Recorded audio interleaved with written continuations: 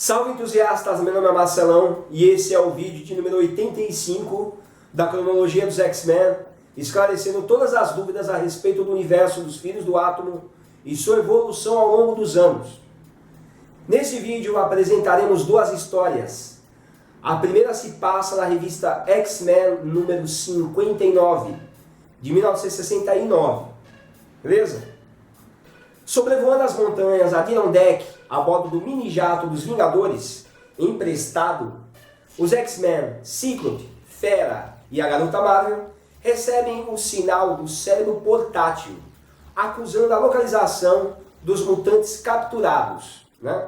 O Homem de Gelo, o Alex Summers e a Lorna Dane, que eles foram presos na edição anterior, né? Se vocês estão lembrados.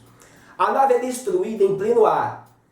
Deveriam ter devolvido, é por isso que eu falei para vocês, né? Que eles deveriam ter devolvido a nave dos Vingadores. Que ela é destruída agora, eles vão ver como. A nave deles foi destruída quando estavam se aproximando da base dos Sentinelas. E os três caem rápido, com o Fera a uns 10 metros mais à frente. Em pânico, a Garota Marvel, que nota a distância entre eles, ela sabe que impossibilita que ela consiga controlar a queda dos três, porque o Fera está muito à frente, né? Ela conseguiria fazer isso se ele estivesse mais próximo a ela. E ela conseguiria controlar essa queda com a telecinese dela. O Cíclope, nesse momento, ordena que ela foque o seu poder nos dois, entre ele e ela, e esqueça o Fera. Segundos antes do Fera, do Hank bater no solo, o Cíclope ordena que ela, que é a Garota Marvel, projete um campo de levitação entre ele e o solo, fazendo com que ele bata em um tipo de colchão de ar e em seguida consiga retomar o controle da queda, né? E assim que ela faz isso, tipo, ela desliga o controle que ela estava, né, sustentando a queda dela e do Cíclope, né, que o Cíclope ordenou que ela focasse neles. Aí ele pede para ela desligar esse controle e focar no Fera, né? E é assim, esse tipo de atitude tem que ter um nível muito alto de confiança. Porque quando ele ordena isso, ela não pode contestar, tipo, né, vai deixar o Fera morrer, não. Ela tem que atacar imediatamente, porque são segundos preciosos. E é o que ela faz. Ele pede em seguida que ela foque na queda do Fera. Isso salva a vida dele. Assim que ela consegue fazer com que ele fique em segurança, ela retoma o controle da telecinese com ela e o Cíclope, né, o Scott, né, fazendo com que eles aterrissem em segurança. Os treinos na sala de perigo servem para que o grupo desenvolvesse uma total confiança na liderança do Cíclope. E é por isso que eles não contestam, apesar de muitas vezes eles se surpreenderem, né, com a posição que ele tem, no comando que ele tem em combate. E como vocês podem ver, isso salvou a vida dos três, né? Se houvesse um momento de hesitação, isso não ocorreria. Enquanto isso, no interior da base secreta, o Sentinela número 2 justifica sua atitude e objetivos em prender e destruir todos os mutantes. Que fique claro que o programa engloba apenas e exclusivamente mutantes. Os meta-humanos ou super-humanos não estão incluídos, portanto, e nem serão perseguidos. Tá? Isso é importante deixar claro para vocês. Agora, uma informação extremamente importante para vocês. Recentemente, surgiu uma informação de que a Wanda e o Pietro Maximoff, a Feiticeira Escarlate e o Mercúrio, não seriam mutantes. Isso provavelmente também em função dos direitos autorais entre a Marvel e a Fox, antes da Disney concluir a compra da 20th Century Fox, adquirir os mutantes, os X-Men, o universo dos X-Men de volta para o universo Marvel, que já fazia parte dela, tá? No vídeo número 78, eu comentei que essa informação não seria possível. Lembra? Para quem assistiu esse vídeo, sabe que naquele momento eu falei, não é possível que eles não sejam mutantes. Simplesmente porque os fatos mostrados cronologicamente ao longo dos anos contradizem totalmente essa informação. São vários os fatos Mas para não perder o foco da história que estamos falando agora, vou abordar apenas um deles. O sistema de sondagem dos sentinelas, o scanner, permite que eles consigam distinguir geneticamente um humano de um mutante e de um mutante de um meta-humano, por possuírem traços genéticos distintos. Esse diagnóstico conclusivo ficou registrado nos bancos de dados dos sentinelas, acompanhando sua evolução tecnológica e classificando Wanda e Pietro Maximoff como sendo genuinamente mutantes. Em outras revistas da Marvel, em que os sentinelas aparecem, seus rastreadores, scanners, funcionam da mesma forma. Homem-Aranha número 72, tá? O Invencível Homem de Ferro número 332, todos ligados à saga Massacre de 1996. Em todas elas, a conclusão de seus rastreamentos define seus alvos, distinguindo e classificando todos eles como meta-humanos, humanos ou mutantes. Tá? Isso é uma ciência exata, não tem um meio termo. Os sentinelas usam vários recursos tecnológicos para poder sobrepujar os variados poderes dos mutantes. São unidades criadas especificamente com recursos bélicos para enfrentar os poderes determinados. As imagens mostram recursos tecnológicos criados para aprisionar, no caso, o Blob, o Unus, o Vanisher, e é possível ver também o Sentinela capturando Mercúrio e a Wanda, que é a Feiticeira Escarlate. Ou seja, na ocasião eles estavam perseguindo essencialmente mutantes e capturando essencialmente mutantes. À medida que os X-Men vão se aproximando de uma provável entrada, a Garota Marvel faz um importante comentário. Tá? Estou cansada demais para levitar meu próprio corpo. Ela está se referindo à interação fisiológica que o seu poder mutante tem com o seu corpo físico. Ou seja, corpo debilitado ou doente interfere diretamente no controle e manifestação dos poderes mutantes. Tá? A fisiologia está ligada ao poder mutante. A aproximação do grupo é detectada pelo equipamento de rastreamento dos sentinelas. E assim que eles entram no local, eles se deparam com o sentinela R7, que comenta não possuir recursos bélicos para combater os poderes específicos daqueles mutantes em questão.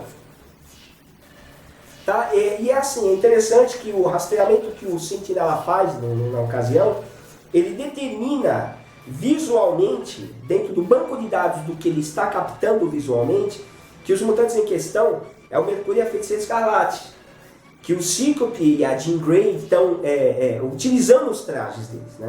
Eles, afinal de contas, a Wanda e o Pietro, eles estão aprisionados em um outro local. Então, num dado momento, o sentinela se confunde, porque visualmente, dentro do banco de dados deles, aquele visual dos dois não corresponde às características tecnológicas que eles têm para combatê-los, beleza?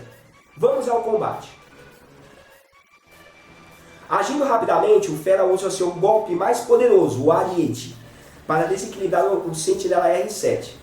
Em seguida, Cíclope ordena a Garota Marvel que use sua telecinese nas pernas do androide para desequilibrá-lo, como já foi mostrado em suas técnicas de combate em vídeos anteriores. Tá? Assim que o Sentinela é derrubado, Cíclope dispara suas rajadas ópticas na intensidade máxima, destruindo totalmente o androide. Uma aeronave grande chega e pousa no hangar próximo ao local onde os 3 X-Men estão.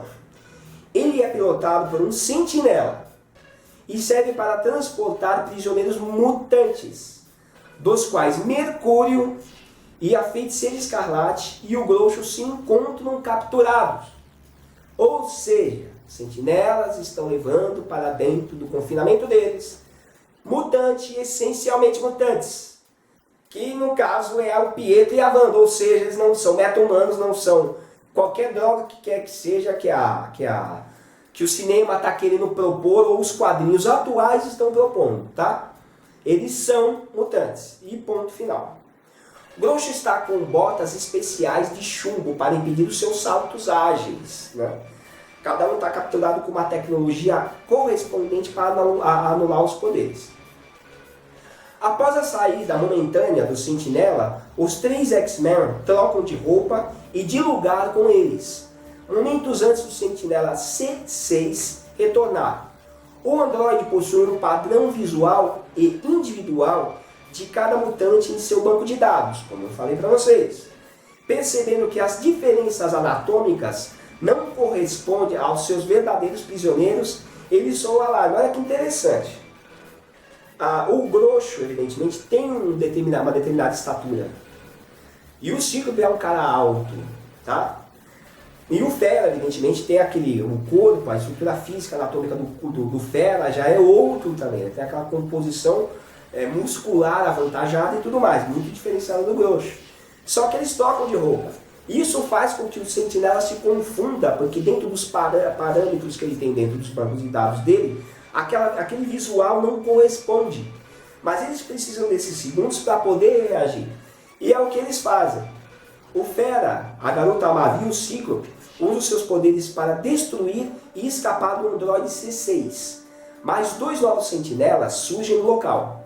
Perto dali, o juiz Chalmers tenta, sem sucesso, libertar Larry Trask, mas é orientado por ele a usar uma pistola transmissora para reativar os poderes do Destrutor. Porque isso foi mostrado também no vídeo anterior, né? Que o Larry Trask ele criou um traje de contenção e controle do poder que o Destrutor está usando, que o Alex Summers está usando, né?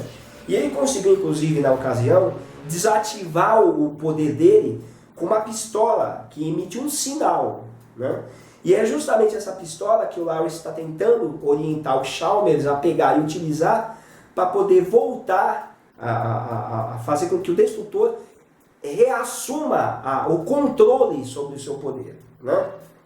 O Cíclope chega ao local e só não é morto por um raio de energia direcionado a ele, porque o juiz Chalmers se joga na frente e fica gravemente ferido na ocasião. E é assim, porque o que acontece é que o juiz, ele viu que tudo aquilo que estava acontecendo não era o que ele imaginava, né? Os mutantes, eles tinham evidentemente um grau de perigo que poderia oferecer à humanidade, mas que não seria interessante matá-los, né?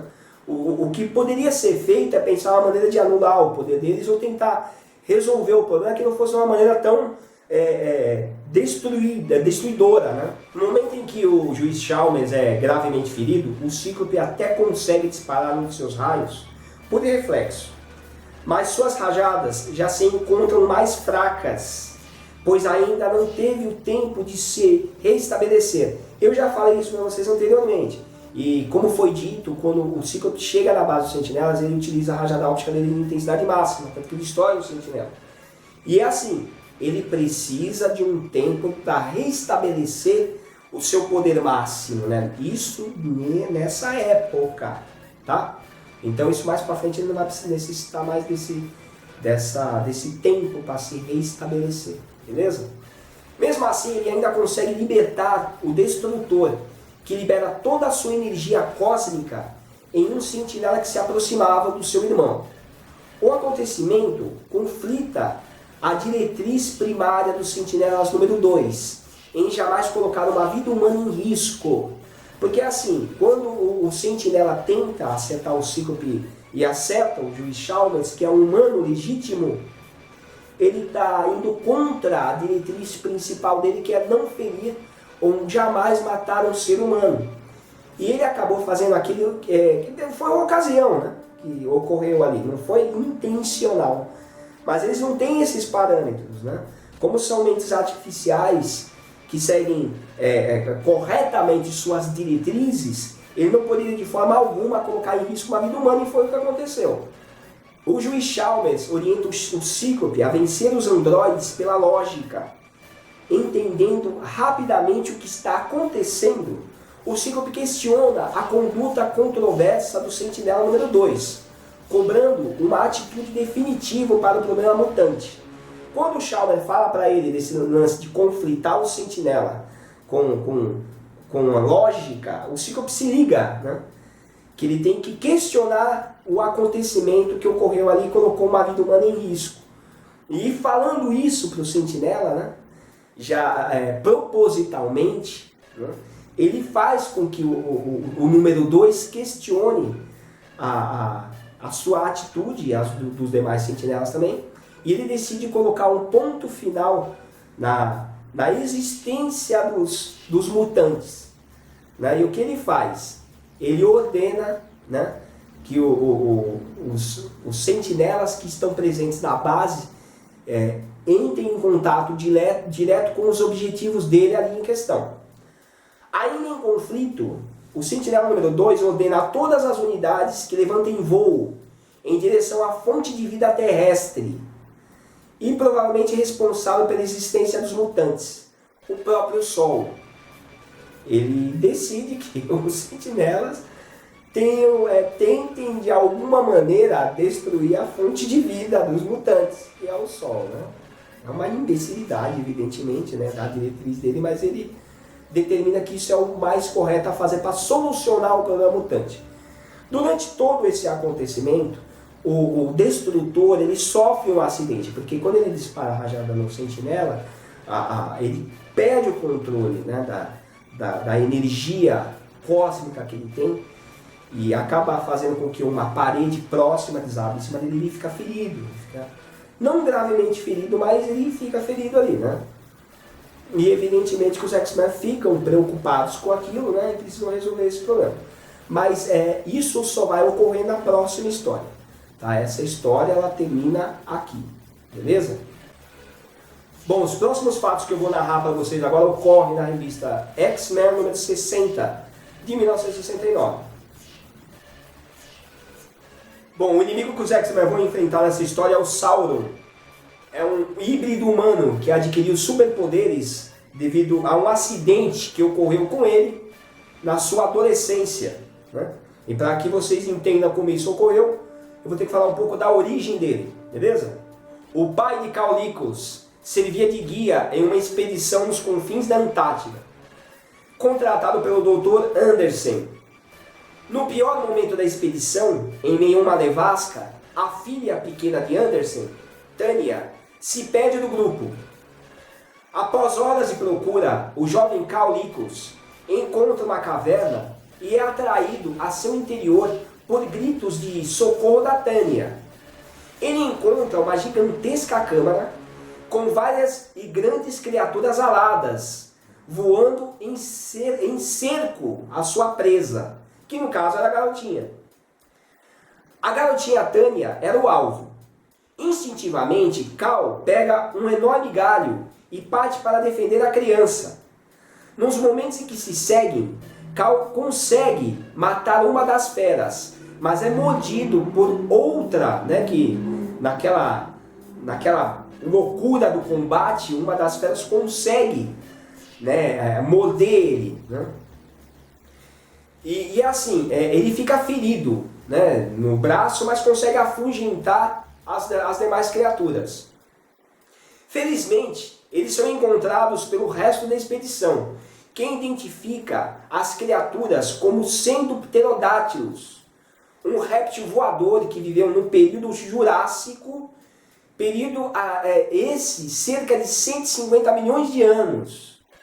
Mas é interessante falar para vocês que essa criatura em questão, né, na história, evidentemente, ela devia ter o DNA dela alterado, né? Porque eles não deixam claro como isso de fato ocorreu, porque afinal de contas, até onde se sabe, o Caulicos era um humano normal.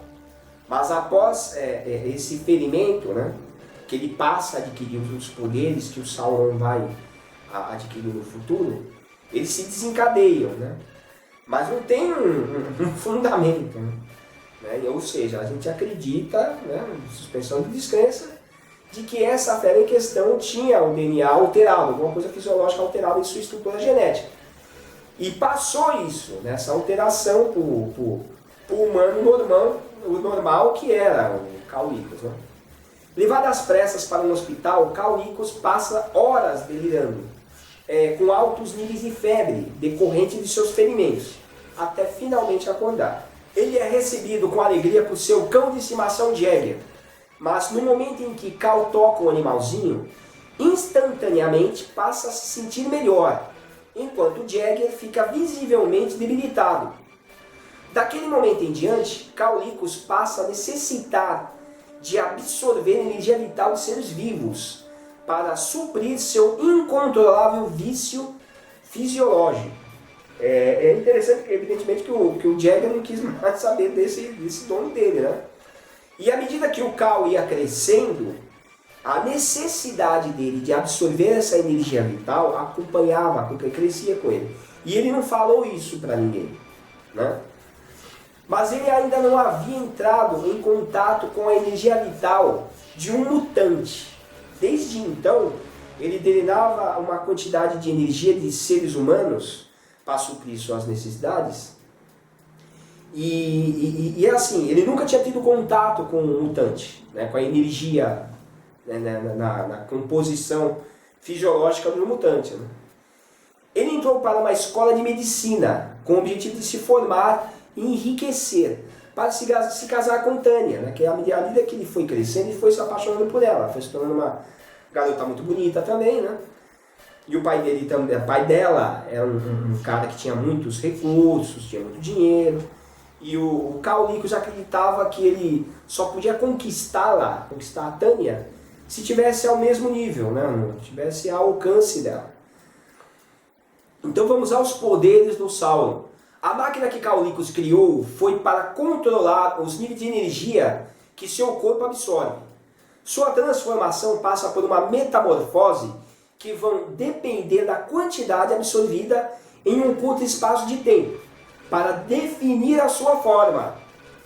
Ou seja, quanto mais energia ele conseguir absorver, a sua estrutura anatômica sofre alterações, até o estágio final, que é aquela coisa híbrida do pterodátilo com o ser humano. Tá? Ou seja, muita energia absorvida o transforma em um híbrido de humano, como pterodátilo, como eu disse para vocês. Mas mantém sua inteligência, apesar de alterar sua personalidade, acreditando ser um outro indivíduo. Ao adquirir asas, ele passa a desenvolver total habilidade de voo, como qualquer ave. Sua pele se torna muito mais resistente, mas não invulnerável. Seu bico e garras nos pés e nas mãos podem ser usados como armas. Desenvolveu a capacidade de absorver o fogo e transformar em rajadas térmicas disparados de sua boca, né? Esse recurso que ele adquire é só no futuro, tá? Isso vai acontecer num projeto Arma X, anos para frente. Eu tô falando para vocês que é um recurso que ele vai desenvolver ainda, que ele não vai ter agora, tá? Possui a força de 10 toneladas. Uma de suas armas fisiológicas principais consiste na capacidade de hipnotizar seus oponentes usando um olhar penetrante. Vou explicar como funciona esse poder. Ele emite um tipo de onda de atração a partir do momento em que seus olhos encontram os olhos do seu oponente, que tem que estar olhando para ele, no caso, né? Ou seja, ele precisa encontrar o olhar do oponente, né? Aí ele consegue emitir esse raio de atração. Caso contrário, isso não tem como funcionar. Quando isso ocorre, ele consegue induzir seus adversários a verem distorcidamente os fatos a seu favor. Ele muitas vezes se torna a vítima aos olhos dos hipnotizados. E seus amigos, né, os amigos dos seus inimigos, que são aliados, como monstros perigosos. Né? Ele consegue distorcer o visual dos seus oponentes, né? Em recurso próprio. Né? Ele utiliza isso como arma. Após a manipulação submetida no programa Arma X, passou a absorver energia elétrica, como eu te falei, né? Que isso vai acontecer no futuro. E consegue disparar raios da mão, inclusive. Né? É um outro recurso que ele vai adquirir né? Eu falei sobre as rajadas térmicas que ele vai disparar na boca e esse recurso de energia elétrica que vai proporcionar a capacidade de disparar raios elétricos das mãos. Isso no futuro, beleza? É importante deixar claro para vocês que num dado momento da história, o Carl Lickos, no momento em que ele está ainda estudando medicina, ele ainda é muito jovem, aparece o quadrinho que ele está lendo O Senhor dos Anéis. E por esse motivo também, como fã do Tolkien, ele determina, né, quando ele assume a personalidade do Sauron, o Sauron também identifica esses traços mentais, né, que o hospedeiro dele tinha, esses traços da personalidade do Carl Lickos, ele permanece, apesar de não sobrepujar o Sauron. E por esse motivo é que ele pega essas informações, né, sobre esse personagem que é o inimigo maior da Terra-média e utiliza como o nome dele, ele assume esse nome como Sauron. E esse nome está ligado de fato à obra do Tolkien, né? É legal deixar isso claro para vocês. Eu até grifei aí no quadrinho para ficar claro, beleza? A história inicia no interior de uma das montanhas Adirondack, base dos sentinelas. O juiz Chalmers comenta que pretende ficar no local para cuidar dos traumas vividos por Larry Trask e que ainda precisa libertar os mutantes aprisionados e capturados pelos sentinelas. São eles o Vanisher, o Blob, o Unus, o Mestre Mental, o Faraó Vivo, Mesmero, Groxo e ainda os Vingadores, Feiticeiro Escarlate e Mercúrio. Todos essencialmente mutantes. Estranhamente, não estão entre eles o Morfo, que para quem não sabe era o Changeling, o segundo no comando do extinto Fator 3, lembra? Histórias que já foram narradas nos vídeos anteriores. E o Magneto, que está desaparecido desde o confronto entre ele e os X-Men, juntamente com os Vingadores, né? Mostrado no vídeo 75. Os X-Men, já devidamente trajados com seus trajes especiais, entram em contato com um antigo amigo do Professor Xavier, o Dr. Carl Lickos, que já havia trabalhado com ele no Projeto Mutante, para tratar os ferimentos do Destrutor. Após confirmarem a ajuda, os X-Men se apoderam de uma das super avançadas naves dos Sentinelas. Essa nave será usada durante um período pelo grupo. Por ter sido projetada para ser usada por humanos e androides de tamanhos diferentes, no caso sentinelas que possuem 6 metros de altura, ela possui uma fuselagem muito característica, com um compartimento de carga mais alto que o resto da nave, situado na parte traseira, e por esse motivo foi a mais robusta a aeronave que os X-Men já tiveram. No caminho, o Fera comenta que poderia deixar a Lorna Dane em seu apartamento em Manhattan. Porém, ela afirma que gostaria de se tornar parte da equipe, né, parte integrante dos X-Men. Caso fosse aceita, é claro, né, no grupo. Nesse momento, meus queridos, nos despedimos da primeira formação original dos X-Men, criada pelo professor Charles Xavier, e recebemos de braços abertos a segunda formação dos X-Men, contando agora com o Destrutor e a Lorna Dane, que ainda não se chama Polaris. Chegando ao consultório do Dr. Lickos, Alex, acompanhado de Scott e Jean Grey, são rapidamente atendidos. Estranhamente, o doutor pede total privacidade para atender o paciente. Inclusive dispensa sua enfermeira, auxiliar no local. É perigo, sozinho, coitado. A gente já sabe que essa história nunca dá certo, né? Mas enfim, confiando no Dr. Lickos, que é amigo do professor Xavier, o Scott e a Jean Grey acham, né, melhor, né, deixar ele sob os cuidados do médico ali. Já totalmente sozinho com o seu paciente, Lickos o coloca em uma maca ligada em seu aparelho especial, com o objetivo de absorver parte de sua energia vital. Acontece algo inesperado. A enorme parcela de energia cósmica drenada de Alex é alterada e fundida a sua fisiologia, alterando a sua anatomia, né? Começa a acontecer uma mutação aí repentina. Todo o processo dura apenas alguns segundos. E no final de sua mutação, sua personalidade também é alterada, dando lugar a um outro ser que passa a chamar a si mesmo de Sauron, que ele acredita ser a personificação do poder e da maldade. Não muito longe dali, Jean Grey e Scott Summers chegam à Mansão X, ou seja, eles estão retornando à Mansão Xavier, onde voltaram a morar juntamente com os demais X-Men, né? O Fera, o Anjo e o Homem de Gelo. Eles se deparam com o Fera e o Anjo, juntamente com o Homem de Gelo na sala de perigo, numa sessão de treinamento.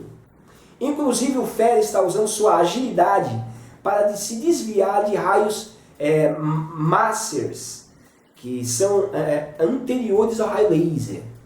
Para quem não sabe, é o precursor dos raios laser, um dispositivo de amplificação de micro-ondas por radiação.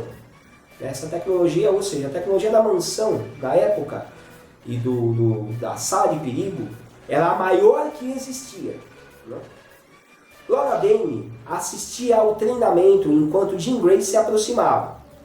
Durante uma conversa, ela comenta que não é a garota do Bob Drake, né? Que não é e que nunca foi a garota do Bob Drake. Após o término do treino, os X-Men descobrem as atividades criminosas do novo vilão, né? Que eles terminam aquela sessão de treinamento, aí estão no momento de descontração na sala, sem televisão, que eles faziam muito. E durante esse período, esse momento, aparece a reportagem mostrando que aparece um meta-humano, né? Um super ser alado, né? Que executa um roubo, um assalto, né? de um valor, enfim. Devido à manifestação negativa da sociedade contra os mutantes, Scott acredita que seja melhor os X-Men não interferirem nesse assunto. Mas o Anjo contraria seu ponto de vista e parte usando seu antigo uniforme de Anjo Vingador para enfrentar o vilão. Porém, assim que encontra Sauron, ele é vítima de seu olhar hipnótico, uma das armas mais eficazes do monstro, que estranhamente só não é usada contra o Wolverine nas revistas dele, né? Não é cisma não, vou mostrar isso para vocês no futuro, beleza? Então assim, essa história termina aí, beleza? Não deixem de se inscrever no canal, né? Um abraço e até o próximo vídeo.